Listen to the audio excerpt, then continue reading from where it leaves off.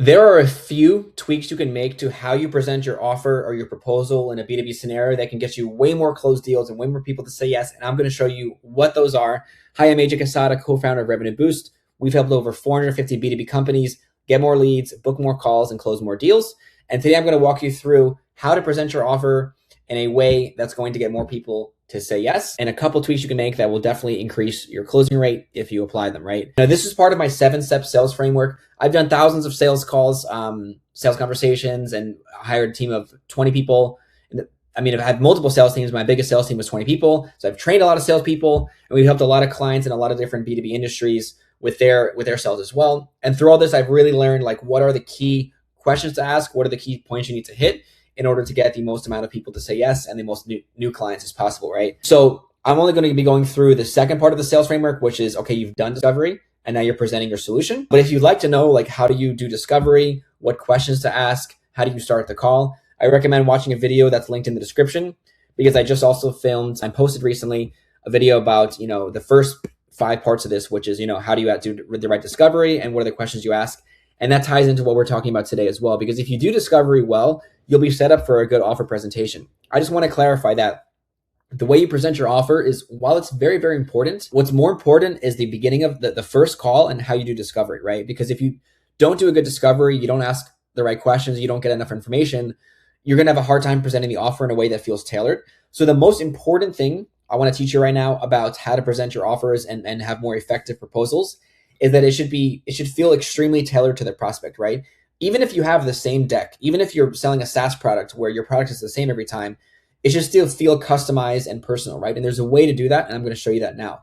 Now, why does that matter? Because essentially, people always like things to be personal, right? One of the biggest objections people get in B2B sales is, I don't know if this is for me. This sounds good. It looks like it worked for other people, but I don't know if it really fits my business or my scenario, right? Everybody thinks they're a special cookie, right? So you have to make sure that people feel like this is really tailored to them, right? And, think about it. People always pay more for a customized suit, right? I paid good money to get a tailored suit recently. People always pay more for a personalized experience, let's say fitness. People pay more for a fitness coach versus just going to the gym or going to a group class, right? So people always value that more, right? But they want to know that you're really going to, what you're doing actually applies to their scenario, right? So that's the key insight, but let's go into how we actually do that. Now, I like to do typically a 2-call close. I like to do discovery on one call and offer presentation on the second call. First of all, I definitely don't recommend sending people proposals. If you don't even do a call to present your proposal, then you're already losing a lot of sales that you could be getting. But that's fine, because fortunately you're watching this video. But yeah, have you ever had this happen where you've had a call with someone, you send them a proposal, and then you just never hear back from them? Well, if that happens to you, the first mistake you've made is by just sending people a proposal. You should be walking them through the proposal and the solution on a call, because A, you want to be getting their feedback in real time as to whether they like it or not. B, you want to make it feel tailored to them, or it should be tailored to them. And C, you want to be able to sign the deal and just get a yes or no decision on the call, right? Because when you send people a proposal, they might not look at it for weeks, and then they might just forget about it, right? It's really easy for someone to ignore you over email, but on a call, you can kind of get a yes or no decision, or you can at least get the second call booked or the third call booked, right? So definitely make sure you're at least doing this over a call, but let's talk about what you can actually do to make it more effective over a call if you already are doing that, right? So just remember these mantras. I mentioned this in the last video, but always walk into the call feeling like you're going to, or knowing that you're going to help the prospect solve a problem, not push a product. If you jump on and present your proposal, just really excited about your product, that's cool and all, but it's going to make you seem like every other salesperson. You should really be talking more about their problem, not your product, right? And also, it's all about asking questions, and asking questions and listening, not just talking to people. So, and this is the same for when you present your offer, right? Even when it's time for you to talk and you to present, you should still be asking questions. So if I'm presenting a deck, every couple slides, I'm going to stop and ask a question. Hey, so what do you think about that part? Do you see how that could help you get to that revenue goal at the end of the year, right? Or do you think it will help you get to that goal? Why, right? Or hey, what do you think about that part? Do you think that might fit your situation, or would we need to change that? I like to ask those types of questions because, again, you want to be asking questions and you want to be understanding what's going on in the prospect's mind. And also, telling is not selling, right? When you just tell people things, they don't always believe you because they know that you're a salesperson trying to sell them something, right? So when you ask questions, you can kind of get them to tell you out loud. And this is where you can do some really good reverse selling, right? Because if I present part of my offer, let's say I'm going to say, hey, in the first month, we're going to build out your offer and your lead magnet so that when we run the campaigns, they work better, right? Because people like free stuff. If I say, hey, do you think that would be important? Or like, I know you guys don't have that now, but do you see how that could be useful for you? Then someone, they're going to tell me, oh, that would be really useful because, our competitors all have free offers and we don't have any lead magnets right now, right? Or whatever they say, right? But now they're telling me why my solution is a good idea for them, right? So let's say I'm selling someone a software, like a financial software to help them with, their reporting, right? I might say, hey, do you think that this feature would be useful or like better than the way you're doing now or not really? And then I'd be like, oh my God, if we use this feature, this would save me like 5 hours a week. And now I know that, okay, they're excited that they're going to save time. I'm going to talk more about that later on, right? So even when you're presenting, it should still be conversational. And the other reason too is like, when you've all had this happen, right? You've probably presented your offer before and you can just tell people are like kind of tuning out a little bit, right? It's more likely to see this if you're in person, but you can still see it over Zoom, right? If you're talking for too long, anyone's going to tune out. Even if you're saying very exciting things, like if I talk to anyone for 10 minutes, like they're mostly going to tune out. That's why even on YouTube videos like this, most people, it's hard to keep your attention on one thing for a while, right? So when you ask questions, it kind of keeps them pulled into the conversation. So even when you're presenting your offer, it should still feel like a back and forth. And if you walk away with it from this video with just that one tip, that will definitely help you close more sales. So keep it engaging, right? And also make sure you be their trusted advisor and authority. You don't want to be perceived as a salesperson. You want to be perceived as a trustworthy advisor and an authority in the space. And the way that you present your offer, according to this framework, will help you do that. So anyways, you've done your discovery. You know about their situation. You know about their key problems. You know about their goals. You know what other solutions they've tried. Now you're presenting the offer, right? So what I like to do is first just kind of recap their situation, especially if it's a separate call. So if I just had a call with someone Monday and we have another call with them Thursday and I'm going to present the offer now, I might say, okay, Gajan, I just want to make sure I've got everything right. And I'll usually have this pulled up on the slides. What I do now is I send my Fathom call transcript. So I record the call, I get the transcript. I send it over to Claude and I have Claude generate a recap of the last call, specifically the parts of the framework, right? The situation, the problem, and the goals. And I'll say, hey, here's what we covered last time. How does this sound to you? Is there anything that you would add? Does this look right? And people really like this. So before I present the offer, I'm just recapping everything I learned in discovery because first, it makes people feel heard, right? Second, it keeps the important information in front of them, right? Because if someone told you that their goal is to get to 5 million by the end of the year because they want to sell the business next year and retire, I'm going to keep saying that. And I want that to be what my offer is framed around, right? So that I'm not just talking about like my product, my service, and why we're better, but I'm talking about their problem and their goals and helping them realize that whatever they're going to buy from me is a bridge to get them to their goals that they deeply care about, right? So I just want to make sure I keep the main thing, but also it helps people feel like, okay, this guy was actually listening and he understood me, right? So I like to recap their situation real quick, ask them if they've added anything. This is also very useful when you have multiple people on the call. So if I had the first call with a VP of marketing in my industry, that's who I would talk with often, right? And the second meeting, they bring their CEO. This recap slide is very, very important because you want to bring the new people up to speed on the first conversation and also ask them directly, like I would call them by name, right? Like, hey, John, you weren't here at the first call, but what do you think about this? Does this kind of paint the picture? And you might find John has like other priorities, other goals he throws into the mix. And you're happy now that you know that, right? Because otherwise you wouldn't otherwise know. So when there's multiple stakeholders involved, this recap is very important. And then I just say permission to present. I just say, cool, well, based on everything you guys shared, I know we can definitely help you. Would you like me to go into how that would look like and what it would cost? And that's just a small psychological thing to make them feel like, it's not just make them feel like it is the truth. Like you don't want to present your offer unless they want to hear it, right? But also makes the prospect feel like they're in control. So the magic of like that you're in control, but the prospect feels like they're in control, right? And if you can get that balance right, like you'll have much more effective sales conversations and close more deals.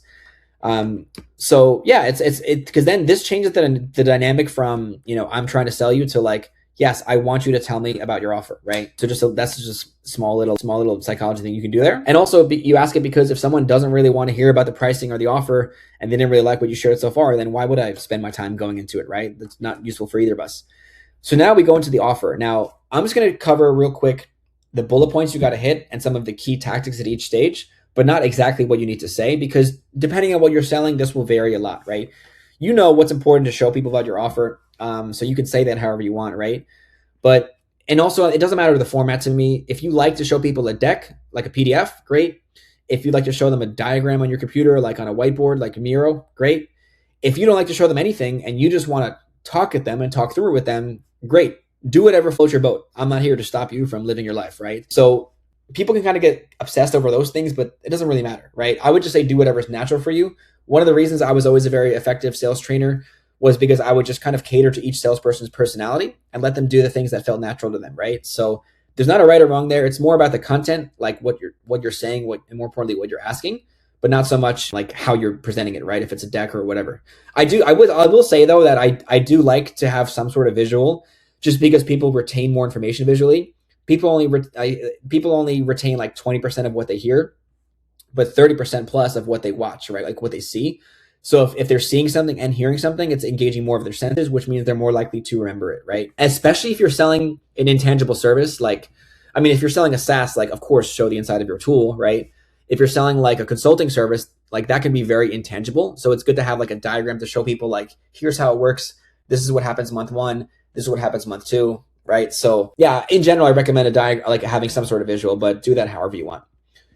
So what are the key things you should be covering when you present your offer? So let me just tell you what not to do, right? What most salespeople do, and most sales, just most founders do as well that do the sales themselves, is they make the mistake of just talking about their company. So they have a slide deck saying, here's our company. We've been in business 30 years. We've helped this many clients. Here's our team. Here's the leadership team you're going to be working with. Here's some awards we won. And the prospect is just snoring and bored, right? And rightfully so, because who gives a shit about that, right? Maybe like the prospect wants to know a little bit about your company, right? But they don't need to know your whole backstory and your life story and everyone that works for you, right? And there is a place to talk about your company, but it's at the end of the presentation, right? So I'll explain why once I get there. Hey, real quick, how would you like a free 7-hour mini course on exactly how to start and scale outbound campaigns that book you appointments and get you clients? If that sounds good, then click the link in the description and download it real quick. This is free, my gift to you as a subscriber. And definitely download this unless you hate leads and you don't want to grow your business. If that's the case, then don't do it. But otherwise, grab it and put it to work right away. I mean, this is literally so action-packed, so like straight to the point. You can pretty much just go through the whole course in a day, implement it tomorrow, and start getting booked appointments the next day. So it's very, very easy to follow. Grab the link in the description down below. Hope you enjoy it. And also, if you don't want to do this yourself and you would actually just like to hire a team to run outbound campaigns for you and book you sales appointments, then there's also a link in the description to book a call with my team and I, where you can actually just see what it would look like to have us just do all this for you. Anyways, thanks for watching, and let's get back to the video. Essentially, you should start out with the recap of their situation and then go into the results they're going to get, right? Okay, well, based on everything you've shared, Mr. Johnson, here's what we're going to do for you. We're going to do this, this, and this for you, right? So in my case, I might say we're going to run cold email campaigns. We're going to follow up on LinkedIn, and then we're going to have our SDR team qualify leads and book calls for you. That's what I might say, right? Just super high level, 30,000 foot overview of what we're going to do for you and the results we're going to get. Why? Because the prospect just cares about the results. They want to know a little bit about the process, but they really care about like, what's the result and like, what are the main things you're doing to get that result, right? So I might say, hey, at this price point, or at this plan I have for you, we're going to get you 50 booked calls a month through these channels, right? Very, very high level, right? So you start high level and then you go down deeper into the specifics. Then you go into how we accomplish the results. So which is the process, the steps, the timeline, the phases, whatever it is, right? Now check out this diagram. And this is where you should start. So you should start at the top and then drill down to the bottom. So first start off with outcomes. Here's what we're going to help you achieve and the main ways we're doing that, right? Without over explaining, right? And then you go into the how. Okay, I just told you we're going to get you 50 book calls a month, right? Or let's say that you're a financial services firm, right? Okay, I just told you how we're going to increase your profit margin 5% a year, right? Let me show you how we do that, right? So you want to explain the how. Now I have here process level 1 and process level 2. Point is, so you want to start at the high level, big picture, 30,000 foot overview, and then slowly get into more like specifics and like granular details about your service. Now, what do I mean by process level 1, process level 2? Well, when I explain my process for whatever I'm selling, in this case, I run a marketing agency, right? B2B marketing and sales consulting. I might explain a couple of details about our unique process and what we're doing to get results, but it's still going to be fairly surface level.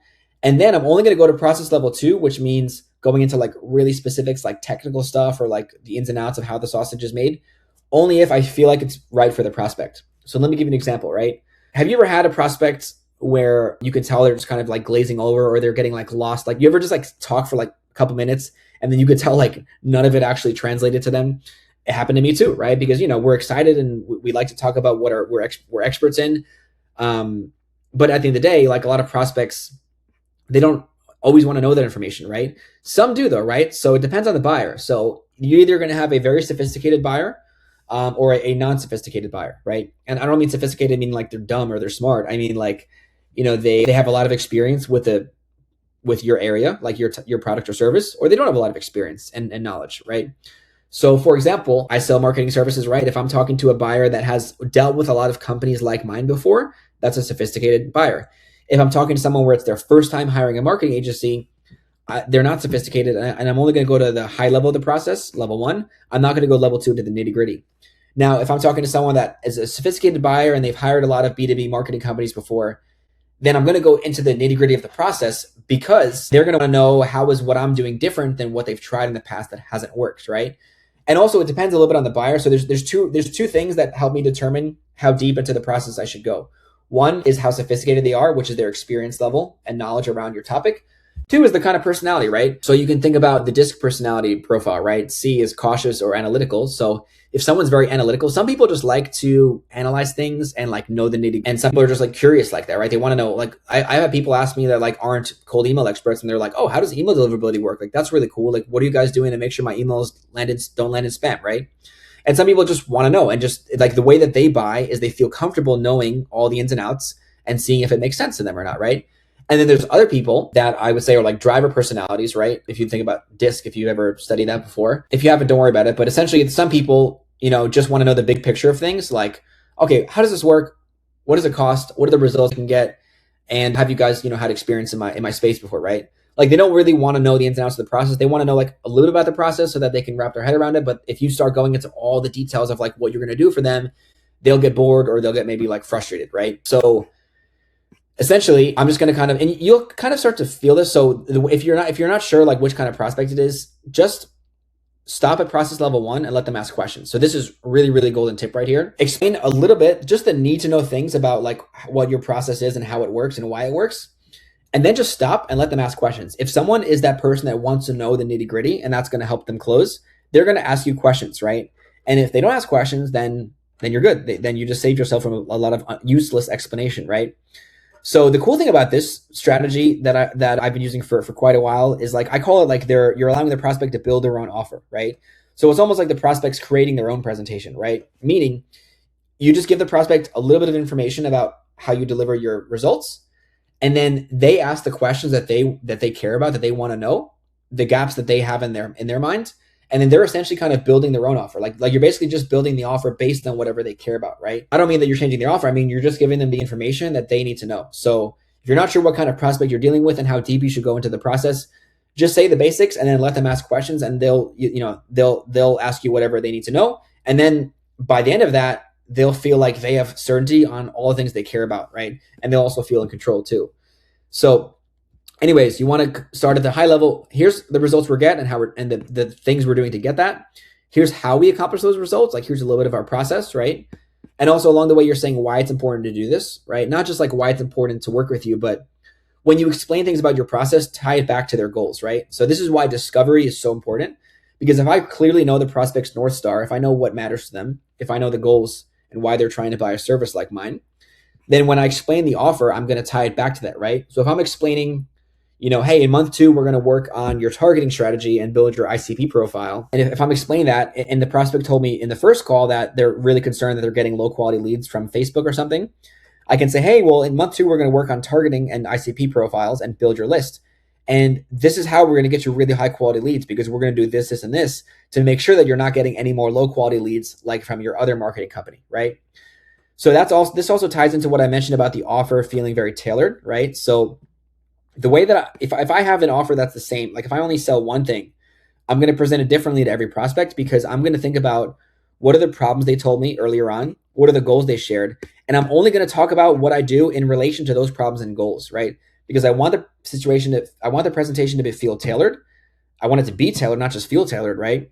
And it's just a matter of like respecting their time, right? Like only showing them what matters to them and framing everything in terms of the goal, right? Because you're about to ask them for money. You're about to say it's cost 10 grand a month or whatever it is, right? And that's going to be like a sticker shock to them, right? Especially if you sell something that's like, more expensive than your competitors, right? So it doesn't matter any amount of money you're asking, you're still asking them for their hard-earned money, right? Or if they're, if they're working at a big company and they have a budget assigned to them, it's still like their limited budget, right? So before you ask them for money, you want to make sure that they know that everything you're going to do for them ties back to their goals and their problems, and everything's framed under that umbrella, right?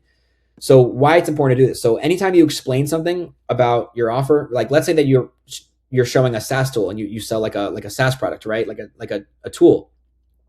When you explain a feature, explain why that feature helps them get to their goals that they told you and solves a problem that they told you. And guess what? If there's a feature you're showing that does not connect to one of the goals they shared or the problems they shared, don't show it. Why would you, right? So just show them the things that are relevant to their goals. But it's really important that you kind of bridge the gap, because here's another thing, another way that a lot of people go wrong in sales, right? Is they just rattle off a bunch of stuff that doesn't make sense to the prospect because the prospect's not an expert, right? So for example, sometimes I have a hard time talking to like accountants or finance people because they use a lot of like finance language that I don't totally understand, right? And every expert-based business has this, right? So if you just explain a bunch of things about your process, whether you sell a service or a SaaS tool, you're using a lot of like expert-based language that they don't really understand because you're the expert and they aren't, right? So when I'm explaining why it's important to do this, it's kind of like a moment where you just level with them and you translate whatever you said into words that matter for them. You're saying, hey, I just explained, what this feature does, but here's why that actually matters to you, and here's how you'll use it, and here's how it'll help you get to that 5 million ARR goal that you told me earlier, right? So there's a couple of reasons why we do that, but it's ultimately about making things make sense to them and making things, appear valuable to them, right? And then proof that it works. I don't usually go through a long presentation of case studies, but I like to kind of do this naturally throughout. But at the end of the day, you want to show them like, hey, we've done this for people like you before. You could show specific case studies. You could have a slide that has numbers like we've helped, like in Revenue Boost, I say we've helped 450 plus B2B clients. We've worked in 60 plus B2B industries. We've generated thousands of booked meetings. So I might say those things, but also my favorite thing to do is to have specific case studies or client stories. So, you could have a couple slides for this, but I usually like to make it more natural and conversational throughout. So let's say that I'm meeting with a commercial services business, like a commercial HVAC company, right? And let's say that we've helped one before. Well, when I'm explaining the process, maybe I'm explaining like how in phase one, we're going to build their targeting list. I might say, oh, well, actually, we had another commercial HVAC client a year ago. And when we built their list, we found them like the companies that were in their area that, weren't working with a competitor. And we focused on those leads first. And that really helped them get another, 20 grand in revenue. I'm just making up a client story here. But point is, find a client story that is relevant to the prospect scenario, right? So if you're, as you're explaining your process and why it's better, why it's different, wherever it fits, try to relate it to a similar client story to them and how it helped them get results, because then they'll be feeling like there's like proof along the way, and then they can see how it connects to their goals, right? So, for example, like, yeah, I mean, let's say you're selling financial services, tax, accounting, let's say you're explaining like what you're going to do. Like maybe the first phase is you're going to audit their books. You could say, oh, we actually audited the books just yesterday for a client just like you, same industry, same size business. And we found that there was 40 grand a year they were overpaying in taxes, and we helped them solve it day one. Like, see how now the presentation is more exciting, it's more engaging because you're actually talking about like real life examples and subconsciously showing them that, okay, we've helped people like you before and you're safe with us, right? So as much as you can, just sprinkle in the proof, but you can also have dedicated slides for it. Then you have a transition, which is where you ask, do they want it? So this is also something I only really learned, I only really figured this out probably in the last like 4 or 5 years. I've been in sales for 12 years. I had my own business for 7 years. But this is one of the most powerful things I've learned that I wish I knew earlier, which is present your offer into two different sections of the call. So explain your process, right, and how it works. Stop and ask them how they feel, and then explain the pricing. Why do I say that? Because what most people do, which was what I used to do, is you explain, like, this is a lot of information, explaining like what you do, the results you get, how it works. It's a lot of information, right? And they need to digest all that, right? And you want to know how they feel about all that and if they believe that's going to help them. If you also just steamroll forward and just say, here's the pricing as well, which again, that's what most salespeople do. They explain their process and the pricing and everything all in one long presentation. And then it's kind of like information overload for the prospect, right? And they might say, oh, I'm not sure, I need to think about it, which makes sense because like they haven't had time to really process it yet, right? So allow them to process it, right? So for example, if I explain, at my B2B marketing agency, if I show someone a marketing plan and how we're going to get them more booked calls in their calendar, if I explain to them the strategy and the process and then the proof, I'm going to stop and say, cool, so what do you think about this? Open-ended question, right? We'll talk a bit. And then I'm going to ask them if they want it. Like, do you think this system would work for you? Like, do you think this will help you get to your goal that you shared before, right? Do you want me to go over the pricing and the next steps? I'm going to ask questions like that because here's what happens, right? If I get like a no or like a less than like a, like a not very confident yes, they're like, oh yeah, this sounds cool. I'm going to dig into that, because if they're not, that means they're not fully sold. If they're not fully sold on the process and like what I'm going to do for them, and then I tell them, oh, by the way, it's going to be $6,000 a month or 25 grand for consulting or whatever, then they're going to be even like less interested, right? So the point of this is, first of all, you allow them to process information, but second of all, you allow them to share objections that you can handle. Because then if you handle those objections first, and then you go into the pricing, now they have a clear mind just to talk about the pricing, and the only concern left would just be like budgeting objections, right? So this is really, really important. So don't just steamroll and explain your entire solution and then the pricing in one. Give them a minute to process. And basically, it's almost like there's two yeses you need. You need a yes on, do they believe this will work for them? And do they want it? And then a yes on the pricing, right? And that allows you to kind of like handle objections in phases versus just present everything. The prospect feels overwhelmed, and then they give you a bunch of objections at the end, and then you just kind of get like rushed off the call, right? So break the way you present your offer into two phases. First is just what we're doing and how it works, why it works, and then the pricing at the end. So you want to ideally pull out their objections and handle it before you get to the pricing, right? Because if I have someone tell me, AJ, I like this, the strategy makes sense, the process works, the timing works, everything works, I like it, I'm in, what's the price? Then all I have to do is just show them the price and find a number that works for them, right? Again, what most people are doing in sales is they try to have all the sale come down to the last 5 minutes of the call, handling all these objections really quickly, and it's much more high pressure and it just doesn't work as well. You want to be pulling out objections as you go, stopping and having a dialogue along the way, handling objections that come up. And ideally it should feel almost like a slippery slide, right? You're just moving them down the slide more and more to the end, right? Rather than just trying to push them down, at the very end, right? So there should be a very like seamless transition to the actual offer and the pricing and the decision, right? So if you kind of do it all in phases, it's much more of a smoother process, right? Just think about someone kind of going down that slide, right? And also another quick tip is try to present it as a system. So like no matter what you sell, whether you sell SaaS or, marketing services, financial services, consulting, something else entirely, try to package into a system, right? Because our brain processes information better when it's like numbered or in a list. So if you say that like, hey, there's 3 phases, like you probably already have a system, right? When someone gets into your delivery and someone's a client, you probably have like a series of phases they go through internally. So show them that, right? It just makes people easy. It just makes it easier to remember, but also makes people feel more certainty, right? People are not going to buy unless they're certain you can help them, right? So when you say that, hey, month 1 is phase 1, we call phase 1 the soft launch and we do this. Month 2 is phase 2 where we do this and it gets you this result. And by the end of month 3, we're finally at this phase where we do this, this, and this, and we help you get this result, right? Like whatever it is, if you break it into phases or components, it makes people feel like there's a really like thought through process here and makes them feel good and it makes them feel certain, right? Whereas let's say, what would the wrong way to do this be? The wrong way to do this would just be, let's say that you're selling like Facebook ads, like a marketing company like mine, and you just say, hey, we do Facebook ads and it's going to cost this much. And, we're going to get you a lot of leads and, we can start tomorrow. Like it's just not like very compelling and it just feels like kind of not very thought through. Whereas if you show them or explain to them a system and phases, they're going to feel like subconsciously like, wow, this person's done this a million times before. He's got like a really refined process, right? That's why I like diagrams, right? Because a diagram shows someone that like there's a real system behind this and it's not, your first rodeo. So that is it. And then conclusion, last step I'll leave you is ask for the business, right? So at the end, just say like, how do you want to proceed from here? Would you like to move forward, right? Just try to get a yes or no decision, right? So funny enough, it sounds simple, but most salespeople don't ask for the sale, right? They just kind of like let the prospect say something and then just like go with whatever the next step is, right? So just say like, hey, how do you want to proceed from here? That's my favorite question because it just puts the ball in their court. And again, it makes them feel like in control. And then get a yes or so this is one of probably, this is probably one of the most valuable tips from the entire video today. If you change just this one thing as well, this video will have been worth it.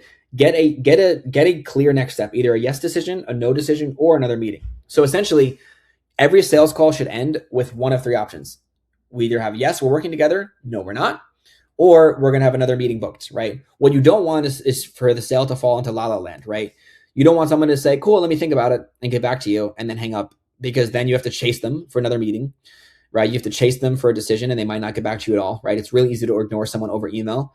So every call should end with a clear next step, and it just keeps the sales process efficient for both sides, right? And to save both of you time, and it keeps things moving forward, right? Remember, if you watch the other video I have about, doing the discovery part and the first 5 steps of this framework, it's linked down below as well. But if you watch that, you probably heard me talk about how, you always want to be leading the prospect, right? You want them to be taking their leads. So move them towards a decision, right? The worst thing ever is when you don't know what's happening with a prospect and you have to keep following up. And that just also puts you in the bucket of every other salesperson, and you kind of lose the authority and lose the leverage, right? Just get a decision. And again, if they can't make a decision, that's fine. Some people do want to process it, or maybe they need to clear their budget with finance or whatever. That's fine, but get another meeting booked, right? Because you want accountability, you want a clear deadline and a date that the prospect has to do their homework before you have the next call, right? So get a yes decision or a no decision, which a no is equally fine too. I'd rather have a no than oh, maybe we'll do this and have to chase you over email for months, right?